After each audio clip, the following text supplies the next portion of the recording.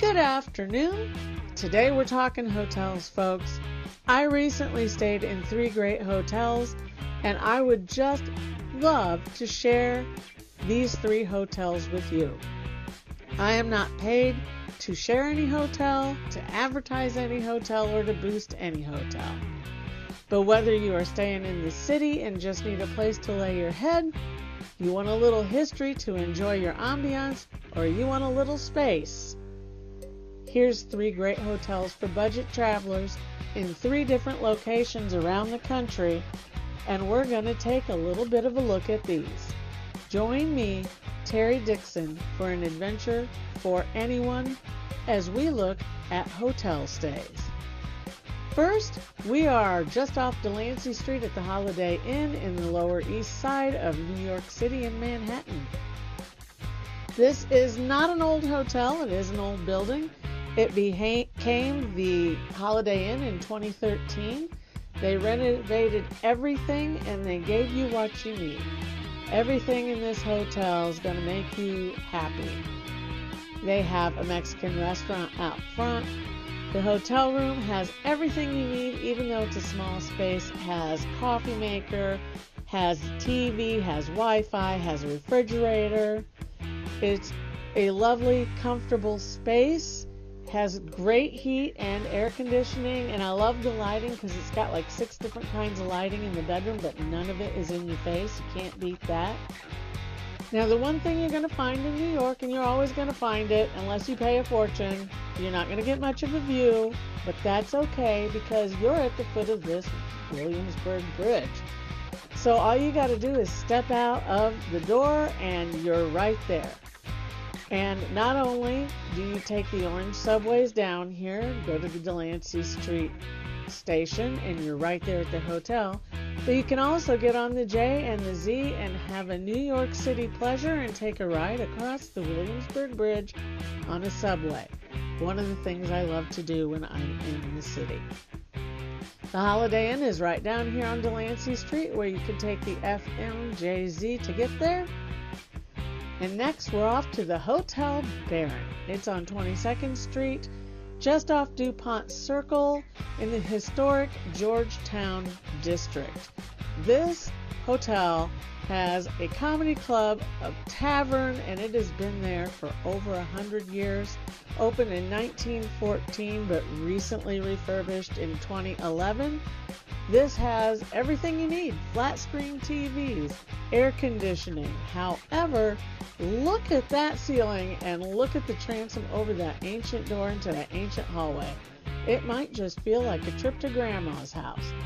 They kept the carpets for the ambiance, and it is just a comfortable place. The bathrooms, however, were renovated when they did all of that work, and they are brand new, everything you would expect in a modern hotel, and everything you need. Even got a hairdryer there, folks. You might just love this place. But what is it about the Baron Hotel?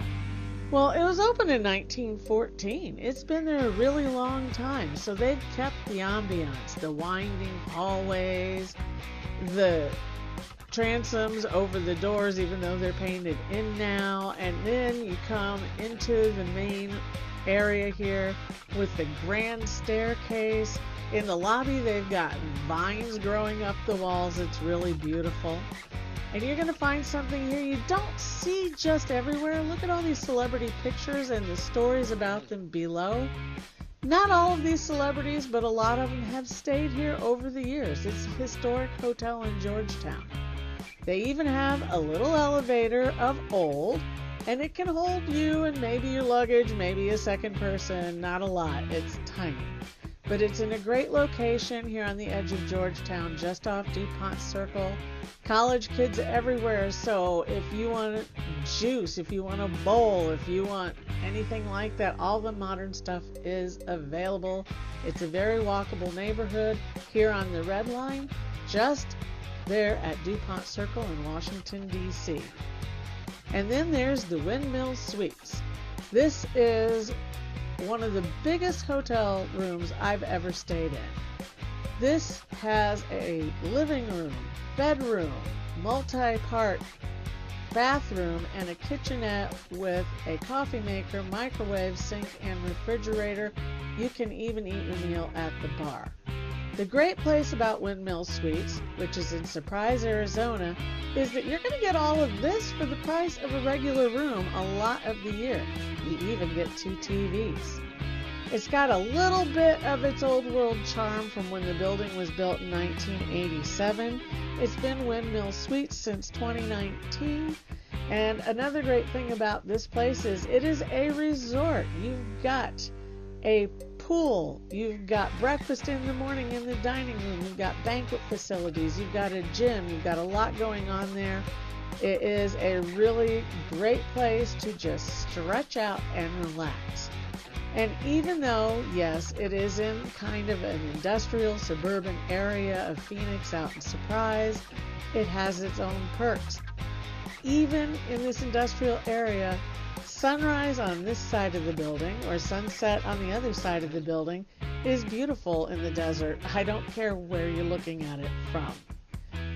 You'll find Windmill Suites on West Smoky Drive just off of Bell Road in Surprise, Arizona.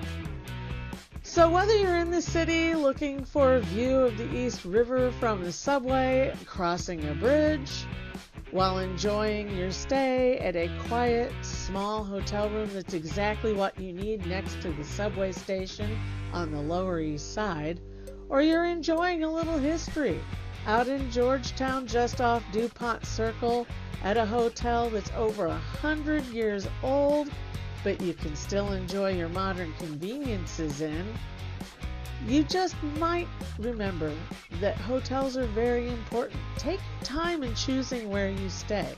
Choose a hotel that is appropriate for you.